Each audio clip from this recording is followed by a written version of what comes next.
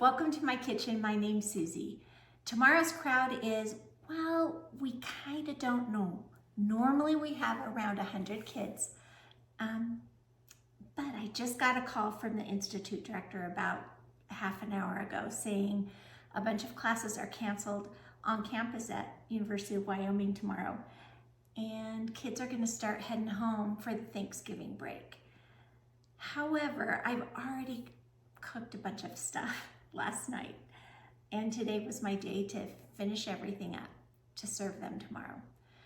We're probably going to have about a crowd of 40, maybe 50 if we're lucky. So I've gotten permission that we can go ahead and donate whatever is left over to the local churches to see if there's anybody that could use a home-cooked meal. So come with me as we prepare a mock Thanksgiving of turkey and gravy to go over mashed potatoes, green beans, corn, rolls, cranberry sauce, and pumpkin bread. It's gonna be yummy.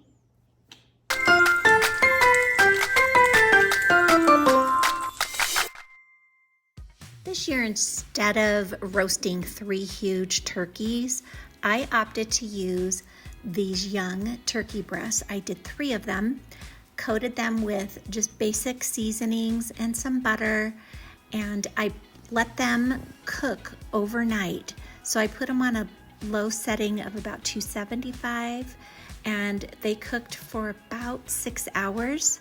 And in the morning, I made sure that the temperature was up and everything was good, cooled them off slightly, and started to pull all the meat off the bones.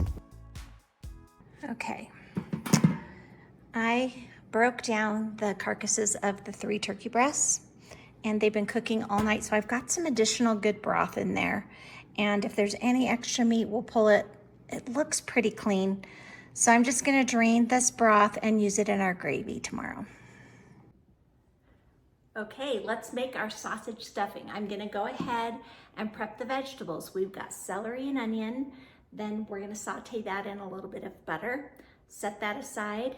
Then we're going to go ahead and cook up our sausage and crumble it up really nice. Then we're gonna combine those 2 things. And then in my big, huge bowls, we're gonna put all of the breadcrumbs.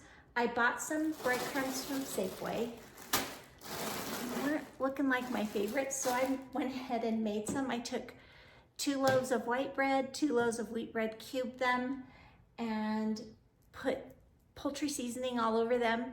Then we left town. I put napkins over each cookie tray full of the breadcrumbs, and I let them dry out for a good solid week. So that has already been done. Then we'll combine everything, and then we'll just add our turkey broth. This is turkey broth that I canned up last year, plus from the turkey breasts that I cooked last night, I also have some hot broth. We'll probably use the hot, fresh stuff that I have ready first, and then we'll resort to the canned if we need extra. But we need lots of butter, so don't forget the butter. It's really good. Also, when you're making sausage stuffing, make sure that you get the sage sausage or the regular sausage for your stuffing. If you get the regular, which is what I have because I couldn't find the sage, I just add poultry seasoning to it, and it gives it that classic Thanksgiving taste. Okay, I'm gonna set the camera up, and we're just gonna go for it.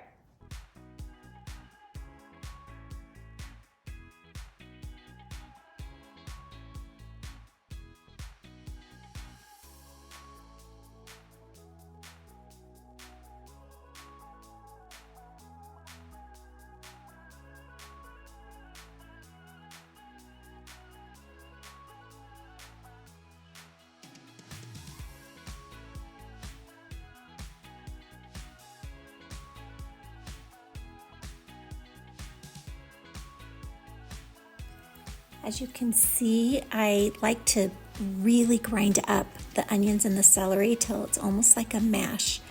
And then we'll melt 2 sticks of butter and add all of that onion celery mix into the frying pan and just cook it down. It's gonna release a lot of liquid. So we need to cook that down and add poultry seasoning to that. I go ahead and butter my large catering pans. Combine all of my breadcrumbs. Mix those breadcrumbs together because there's different kinds. You want most of the moisture to be cooked out. We want to cook that out so our stuffing doesn't turn mushy. I add poultry seasoning to this mixture, and boy, does it smell like Thanksgiving at this point in my house. We're going to melt some more butter and pour that on top of the stuffing mixture.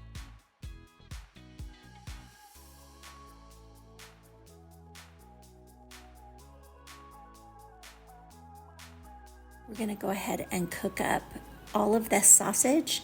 I like to crumble it up really well. If there's a lot of fat, I like to drain that, but this looked pretty good. There wasn't a lot of fat that was released, so we're going to go ahead and add that because it just adds good flavor.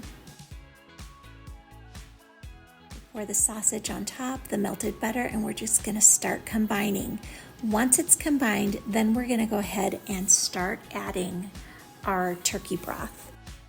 I did 4 cups to start with. We'll see how that goes. You want to mix it and just make sure everything has a light coating. We don't want it to be too mushy. If you put too much in there, it's the point of no return. 3 cubes of butter melted for 1 minute in the microwave. We're just going to pour this on top.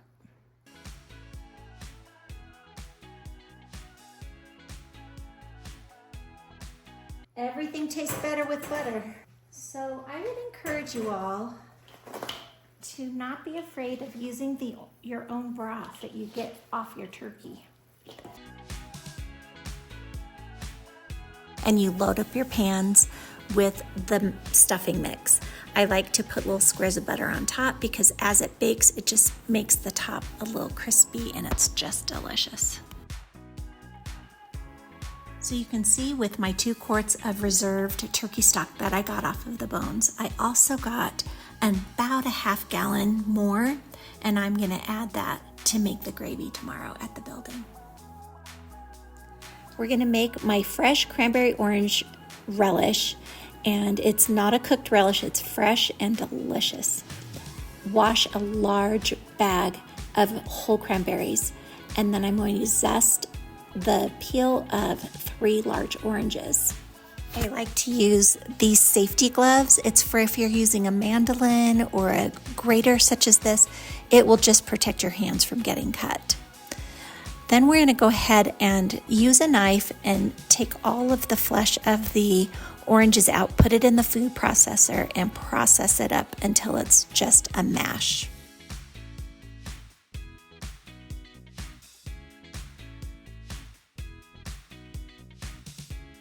Then we start with the cranberries. I put them in the food processor and I lightly process them. I like them to have a little bit of body to them, so they're just kind of cracked.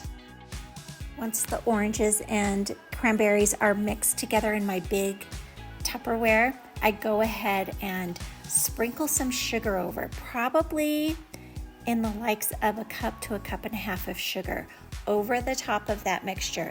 Then lightly mix it all together, put the lid on and let it sit overnight, and that sugar will macerate into this delicious cranberry sauce. Okay, oh my goodness, guys.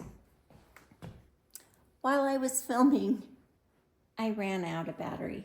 So what I did is I just mixed it up with my hands and I divided it into 2 because it'll go on top of 2 loaves. This is so good. I actually tasted it. It tastes like cookie dough in a good way. Okay, let's go ahead and start making our bread. We've got to grease all of our pans. I'm gonna get 2 loaves out of each box. So this will be good. Woohoo!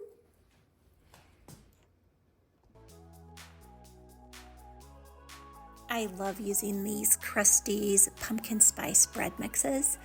I do 2 packages of the mix and then add the eggs oil and water as directed on the package. And then I have different flavors that we're gonna do. This one is a white chocolate chip. I've got a pecan, butterscotch chip, and a spice streusel that I made. And just put that on top of one. And these breads turned out so good.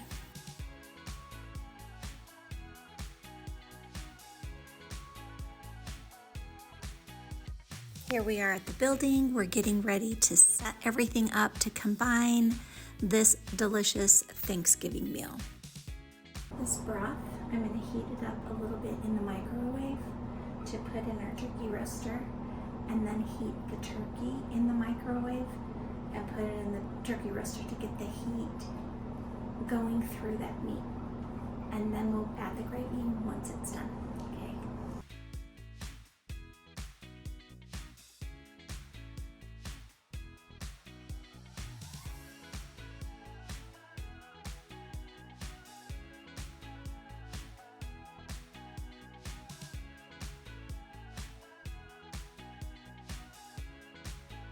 I love this brand of Bountiful Harvest cut green beans.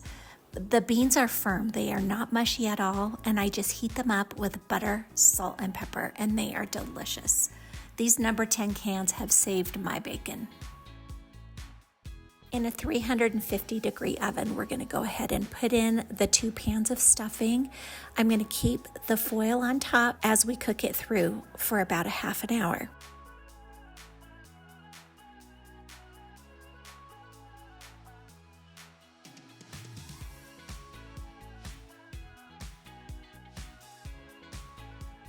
You can see here that I only had 2 of those large bread pans of mashed potatoes, turkey, and stuffing that we were able to donate to a couple of families that were in need.